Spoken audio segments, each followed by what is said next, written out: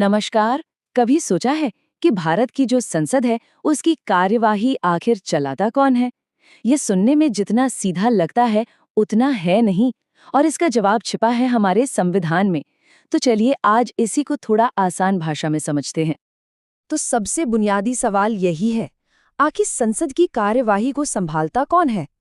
कौन है जो ये पक्का करता है कि सारी बहसें सही दिशा में हों और सदन में एक व्यवस्था बनी रहे? और इसका जवाब कहीं और नहीं बल्कि हमारे देश के सबसे बड़े कानून यानी भारत के संविधान में ही दिया गया है। असल में यही वो किताब है जो हर चीज के लिए नियम तय करती है। तो आज का हमारा प्लान कुछ ऐसा है। सबसे पहले हम राज्यसभा के नेतृत्व को समझेंगे, फिर लोकसभा के बारे में बात करेंगे।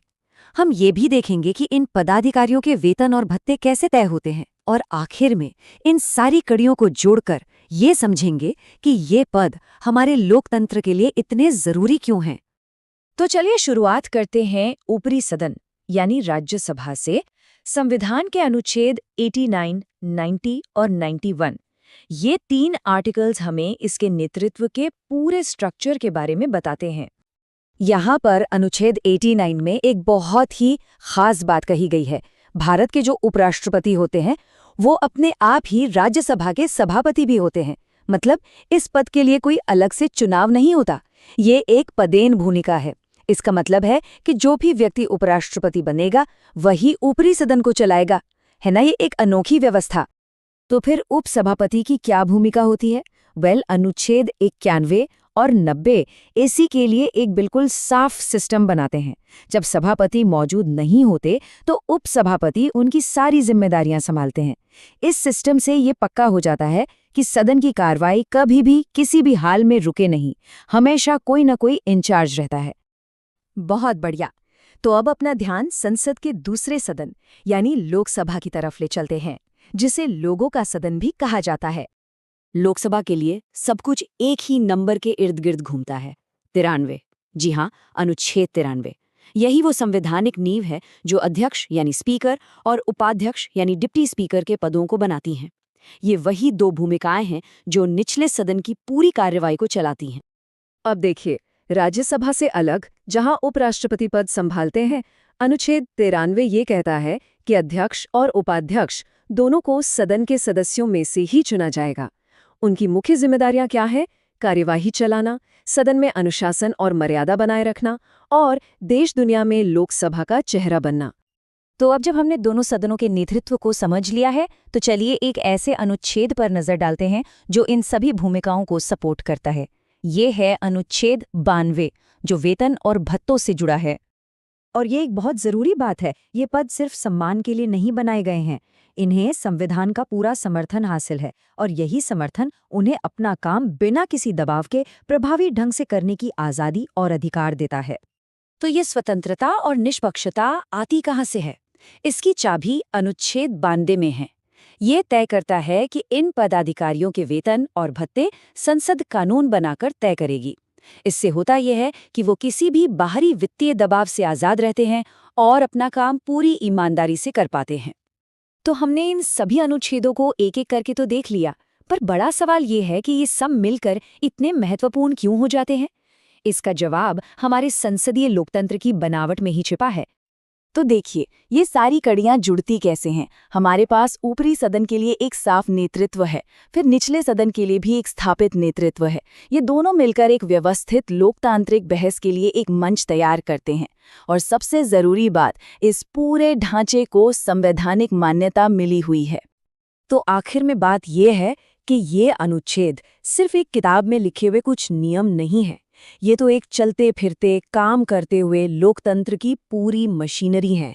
ये वो जरूरी पुर्जे हैं जो ये पक्का करते हैं कि बहस और कानून बनाने का जो इंजन है वो हमेशा सही तरीके से चलता रहे। तो यहीं पर आता है संविधान का आर्टिकल 94। ये आर्टिकल लीडरशिप बदलने के लिए एक बिल्कुल साफ सीधा रास्ता बताता है। इसका मकसद बहुत सिंपल है कि जब भी कोई बदलाव हो तो वो बिना किसी कंफ्यूजन या अफरा तफरी के एकदम स्मूथली हो जाए। देखिए, आर्टिकल 94 के तहत पद खाली होने के 2 बिल्कुल अलग अलग तरीके हैं। पहला, इस्तीफा देना, जो कि पूरी तरह से एक वॉलंटरी फैसला है, और दूसरा, पद से हटाया जाना। ये एक डेमोक्रेटिक प्रोसेस है जिसमें हाउस खुद अपने मेजॉरिटी वोट से फैसला लेता है। अच्छा, अब जरा सोचिए, अगर किसी भी वजह से स्पीकर या चेयरमैन की कुर्सी खाली हो जाए तो क्या होगा? काम कैसे आगे बढ़ेगा? इसी क्या होगा अगर वाली सिचुएशन के लिए है आर्टिकल 95। ये एक तरह का बैकअप प्लान है जो ये सुनिश्चित करता है कि संसद का काम एक पल के लिए भी न ठहरे। अब यहाँ संविधान दो शब्दों के बीच एक बहुत बारीक लेकिन बहुत जरूरी फर्क करता है, रिक्ति और अनुपस्थिति। रिक्ति मतलब वैकेंसी का मतलब है कि पद परमानेंटली खाली हो गया है, जबकि अनुपस्थिति यानी एब्सेंस का मतलब है कि अधिकारी बस कुछ वक्त के लिए वहां मौजूद नहीं है। आर्टिकल 95 इन दोनों ही सिचुएशन के लिए अलग अलग सॉल्यूशन देता है। चलिए, तो हमने ये तो समझ लिया कि लीडरशिप की कंटिन्यूटी कैसे बनी रहती है, पर एक और सवाल उठता है, इन इतने अहम पदों पर जो लोग बैठते हैं उनकी इम्पार्शियलिटी और इंडिपेंडेंस कैसे सुनिश्चित की जाती है? इसका जवाब छिपा है उनकी सेवा की शर्तों में, यानी उनके वेतन और भत्तों के पूरे फ्रेमवर्क में। तो आर्टिकल 96 और 97 ये तय करते हैं कि इन अधिकारियों के वेतन और भत्ते संसद खुद कानून बनाकर तय करेगी। अब ये बात सुनने में छोटी लग सकती है, पर यह बहुत महत्वपूर्ण है, क्योंकि यही वो चीज़ है जो इन पदों की फाइनेंशियल इंडिपेंडेंस को पक्का करती है, ताकि वो बिना किसी दबाव के निष्पक्ष होकर अपना काम कर सकें।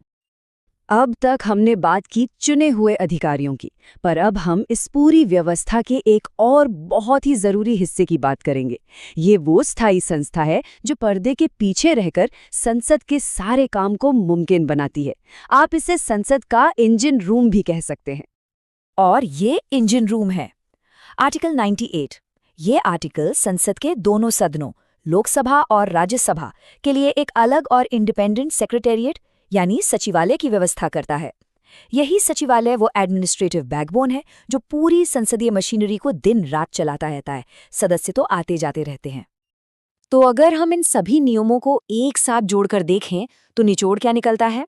आर्टिकल 94 से 98 तक ये सब मिलकर एक ऐसा मजबूत ढांचा तैयार करते हैं जो संसद को स्थिरता देता है, ये गारंटी देता है कि काम कभी ना रुके, अधिकारियों की स्वतंत्रता को बचाता है और हर प्रक्रिया के लिए एक क्लियर रूल बुक बनाता है। और यहीं पे हम एक आखिरी सवाल पर आके रुकते हैं। क्या ये नियम, जो पहली नज़र में सिर्फ कुछ एडमिनिस्ट्रेटिव प्रोसीजर्स लगते हैं, बस उतने ही है, या फिर ये वो मजबूत और अदृश्य नींव है जिस पर हमारे लोकतंत्र की पूरी इमारत टिकी हुई है? इस विचार के साथ मैं आपको छोड़ता हूँ।